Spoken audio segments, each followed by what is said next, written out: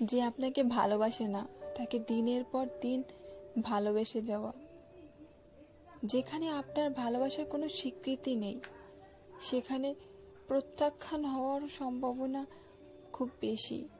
অযথা তাকে নিয়ে কল্পনা করে তাকে নিয়ে স্বপ্ন না দেখাই উত্তম।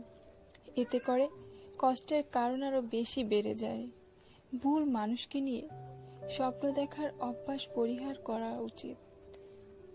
যদি আপনি তাকে ভুলতে না পারেন তবুও একটু সময় নিন, কিছুটা হলেও সম্ভব হবে।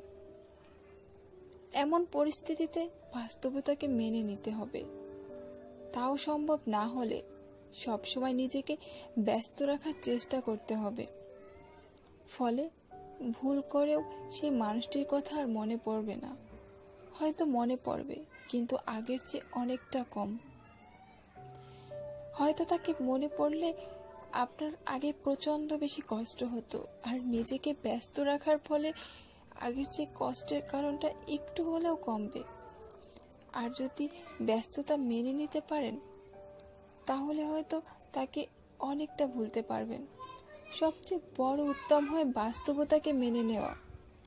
কারণ মরীচিকার পিছে ছুটে শুধু শুধু নিজেকে কষ্ট দিয়ে কোনো লাভ নেই।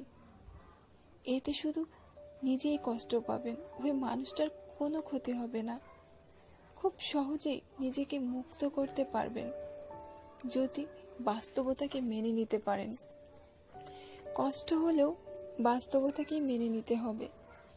কারণ যে আপনাকে সহ্য করতে পারে না, যে মানুষটার কাছে আপনার কোনো মূল্যই নেই, মূল্যহীনতায় দিনের পর দিন না ভুগে মরীচিকার মতো একটা মানুষের পিছে ছুটে দিনের পর দিন অপমানিত না হয়ে কিভাবে নিজেকে ভালো রাখা যায়, নতুন কিছু করুন, নতুন কিছু করার চেষ্টা করুন।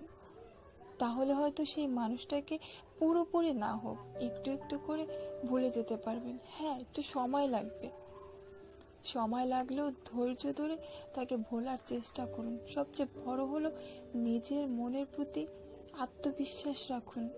নিজের মনের প্রতি এই বিশ্বাসটুকু রাখুন যে হ্যাঁ, আপনি চাইলে সব কিছু করতে পারেন। যদি আপনি নিজের মনের প্রতি এই বিশ্বাসটুকু রাখেন তাহলে আপনি চাইলেই তাকে ভুলতে পারবেন। আপনি চাইলেই তার উপর থেকে নিজের আসক্তিটাকে দূরে সরিয়ে রাখতে পারবেন। আপনি চাইলেই তার উপর থেকে নিজের কষ্টটাকে কিছুটা হলেও কমাতে পারবেন। কষ্ট হলেও এটাকে মেনে নিতে হবে। সে আপনাকে চায় না, সে আপনাকে সহ্য করতে পারে না। তাই যতটা সম্ভব নিজেকে নিজের মতো করে গুছানোর চেষ্টা করুন। ভুল মানুষকে ভালোবেসে নিজেকে আর কষ্ট দিবেন না।